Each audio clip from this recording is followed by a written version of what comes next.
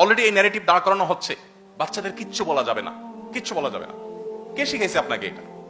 পশ্চিমারা শিখাইছে আর অন্ধের মতো নিয়ে নিচ্ছেন।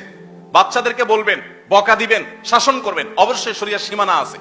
ইসলাম একজন মুসলিম হিসাবে আমাদের জন্য শরিয়ার সীমানা দিয়ে দিয়েছে। চাইলেই আমি তাকে প্রহার করব, টর্চার হওয়ার মতো কাজ করবো, সেই ইসলাম সে অধিকার আমাকে দেয় নাই। কিন্তু তাকে অবশ্যই আপনি শাসন করবেন। শাসন যদি না করেন তো সে বিপদগামী হবে। এখানে যারা সিনিয়র আছেন অনেকেই ছোটবেলা বহু মারধর খেয়েছেন।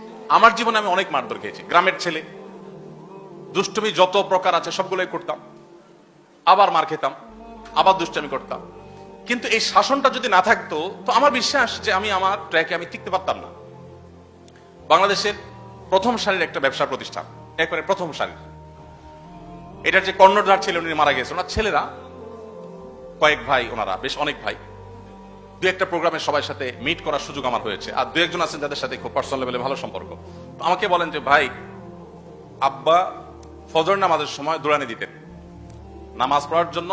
যেহেতু অনেক ভাই আমরা, একটা একটা করে সবগুলাকে প্রথমে একবার ডেকে যেতেন, এরপরে মায়ের শুরু করতেন। তো তাদের মধ্যে এক ভাই এখন বড় একটা ব্র্যান্ড তার আছে, নাম বললে আপনার সাথে সাথে চিনে যাবেন, নাম বলছি না। তো কোন একটা তাদের পারিবারিক অনুষ্ঠানে আমিও ছিলাম। তার ওই ভাইকে ডেকে এনে বড় ভাই বলতেছে আমার সামনে, দুষ্টামি করে বলছে, নাম ধরে বলছে, এই তোর মনে আছে আব্বা প্রতিদিন ফজর সময় দৌড়ানি দিতে, আর তুই ওযু ছাড়া নামাজ পড়তি প্রত্যেকদিন। আমি বললাম, রাখেন আপনি, এত মানুষজন আছে এখানে এবার বলছেন, সেই তো শৈশবের কথা। এখন সে তো বাংলাদেশের সবচেয়ে বড় শিল্পপতিদের একজন, এখন এভাবে বললে হয় নাকি? তো আমরা নিজেরা ছিলাম, খুব কাছামুচু করছিল, বলে হ্যাঁ বহুত করেছি, আল্লাহ মাফ করে দেখ।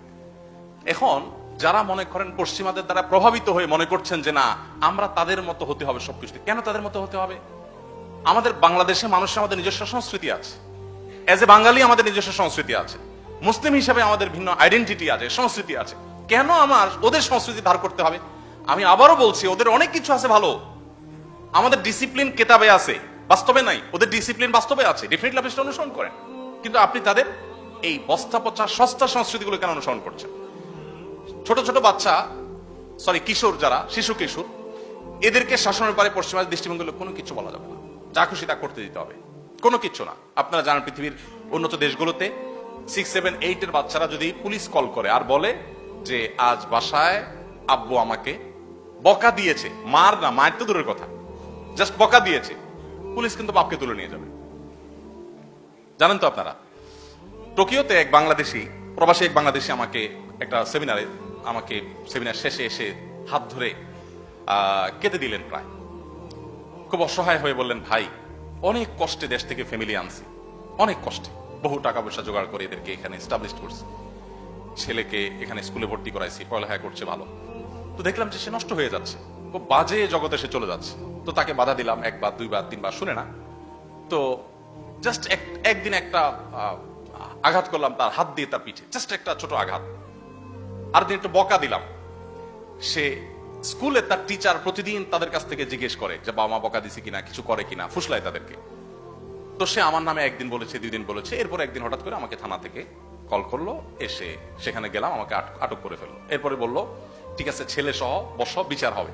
বিচার হলো, বিচারে ফায়সালা হলো, থানা থেকে আপনার হলো আর কি, বিচার তো বলা যায় না এটাকে, সালিশির মতো হলো, যে তুমি তোমার ছেলেকে একটা বাসা ভাড়া করে দিবা এবং তার সমস্ত ভরণ পোষণ দিবে এত বছর পর্যন্ত। তুমি তার বাসায় যেতে পারো সে কল করলে, আদারওয়াইজ তুমি যাবা না। আর তাকে তোমার বাসায় আসার জন্য তুমি চাপাচাপি করতে পারবা না, সে যা খুশি তা করবে, কিছু বলতে পারবা না।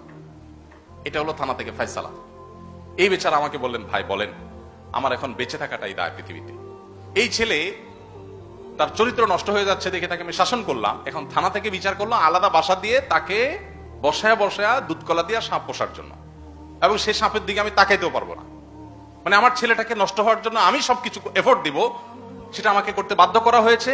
আমি আমার ছেলেকে শাসনও করতে পারবো না। মায়ের চাইতে মাসির দরদ বেশি হয়ে গেল, প্রশাসনের দরদ বাবা মার চাইতে বেশি হয়ে গেল।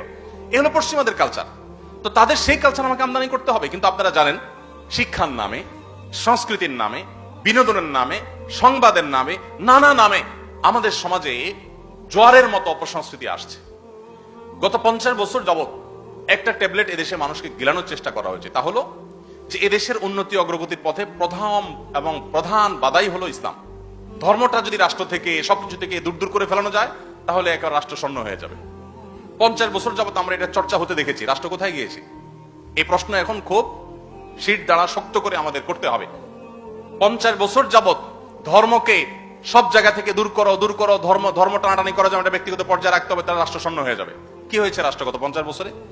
মালয়েশিয়ানদের দিকে তাকালে আমরা দেখি তারা ধর্মকে তাদের রাষ্ট্রের প্রতিটা বিষয়ের সাথে তারা এমন ভাবে ওতপ্রোত ভাবে জড়িয়ে রেখেছে যে তাদের প্রধানমন্ত্রী মালয়েশিয়ার কুয়ালালামপুরের পুত্রাজায়ার প্রধানমন্ত্রী কার্যালয়ের সামনে যে বিশাল সুন্দর মসজিদ, আমার যাওয়ার সুযোগ হয়েছে, সেখানে মিটিং চলাকালীন সময় মন্ত্রী পরিষদের সদস্যগণ সবাই সম্মিলিতভাবে এখানে এসে প্রধানমন্ত্রীর নেতৃত্বে ইমামতি নামাজ পড়েন।